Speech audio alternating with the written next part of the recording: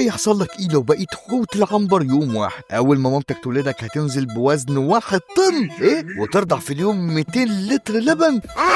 انت بتشرب قد خزان الميه بتاع العماره، وبعد ما تكون شفطت ماما وقررت تمنعك عن اللبن بتاكل حوالي 1 طن من الاسماك.